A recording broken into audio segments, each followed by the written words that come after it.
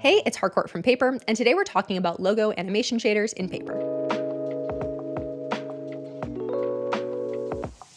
But first, an exciting and relevant announcement: Paper shaders are now open source and free, which means you can use them for just about anything. If you want to create a website, an app, a template, a plugin, a Figma plugin, however you want to use Paper shaders, now you can.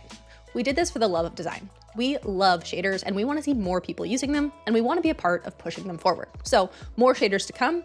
In the meantime, try it out, let us know what you think. And now let's talk more about logo animation shaders in Paper. In Paper, we're going to open the shaders menu by clicking this button or using keyboard shortcut S, and we're looking for this logo animation section.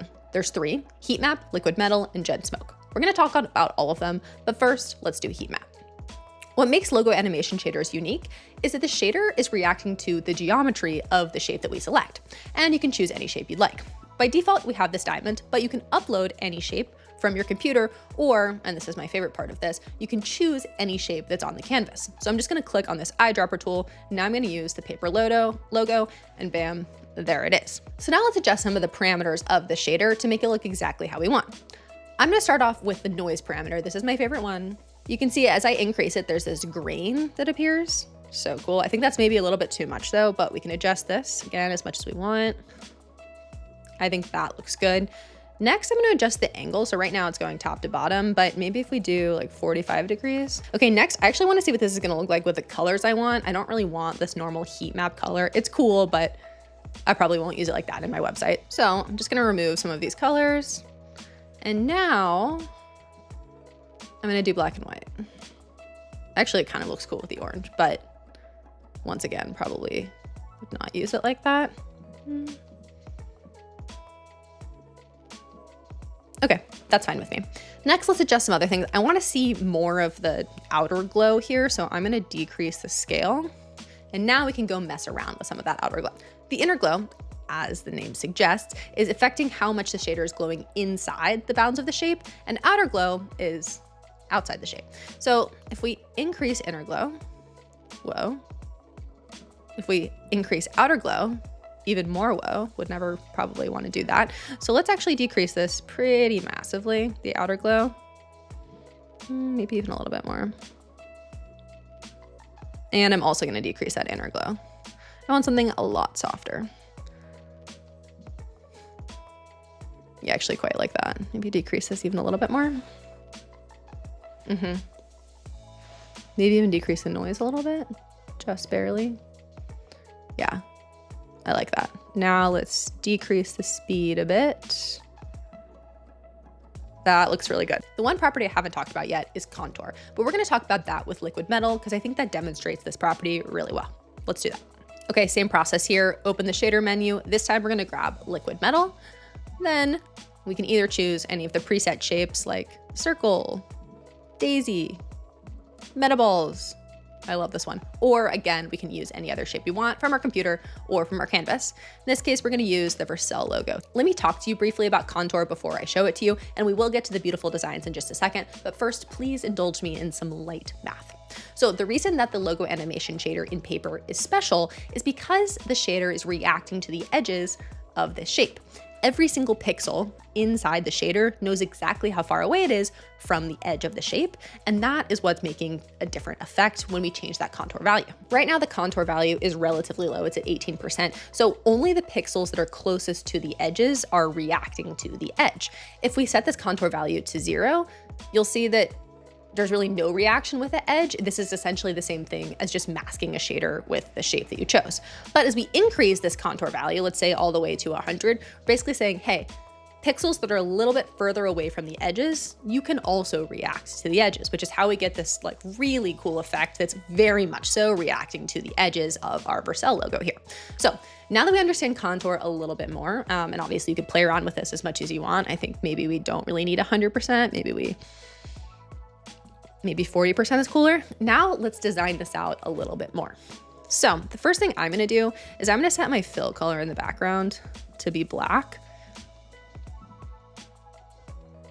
Nice. Now let's adjust. I think repetition, maybe, let's see what, whoa. That is a little visually overwhelming, to be honest. So And that's a little bit too simple. So I'm actually gonna go back to our default value here. I think we have it set to 200. That looks pretty good to me.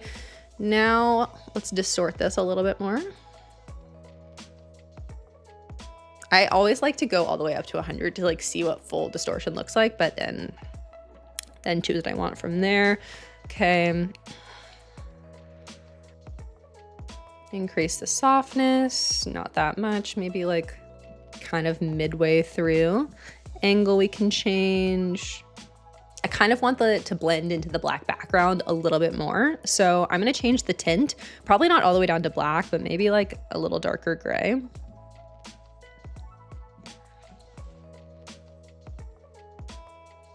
Cool. It's kind of like appearing a little bit. I like that. All right, so that's liquid metal. Now let's talk about Gen Smoke. Well, let's do that one more time. We're gonna open our shaders menu. This time we're gonna do Gen Smoke.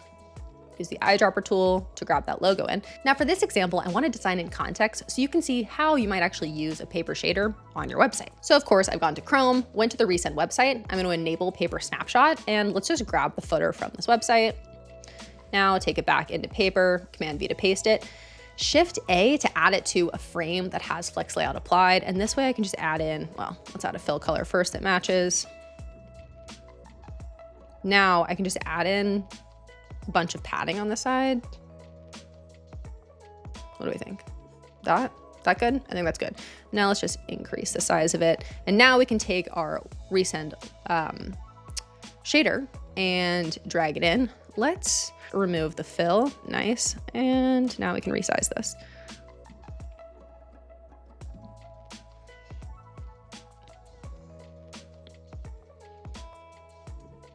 Okay, cool. Resize this frame again. Okay, I also want this to clip the content so we don't see the smoke coming off of the page. Okay, so this looks cool, but it's a little bit too busy. So let's adjust more of the parameters. Size honestly looks good for now. Maybe we adjust this later. Maybe, okay. Let's adjust the outer distortion a little bit. Honestly, the first thing I need to do is I just need to mess with these colors a little bit. Let's keep this one. Actually, no. What hex I want here. A nice light gray. You can see that's now the smoke. And then for inner, let's just do like a dark color. So it's super, super faint. I don't want this to draw too much attention to this. It's still a little too white for my taste. So let's remove definitely all of that outer glow because I want to make sure that all of the text up here is fully legible. Maybe some of the inner glow as well.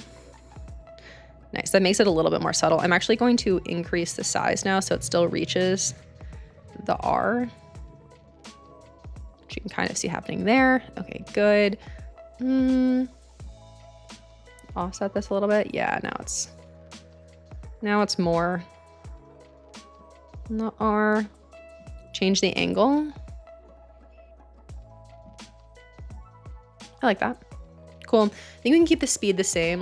Now for scale, I actually think that looks pretty good. So let's look. Cool, it's super subtle, but it adds some like really nice motion onto their site. So I like it. And that is a brief overview of using logo animation shaders in Paper. Definitely go try them out yourselves. Again, now that they're open source, you can use them anywhere. And let us know what you think. You can leave your feedback in a comment on this video, on our social channels, or by joining our community on either Slack or Discord. We're always in there answering questions, sharing works in progress, sharing updates, all of that. So if you want to join the conversation, come join us over there. I've linked it below. Thanks so much for watching this video.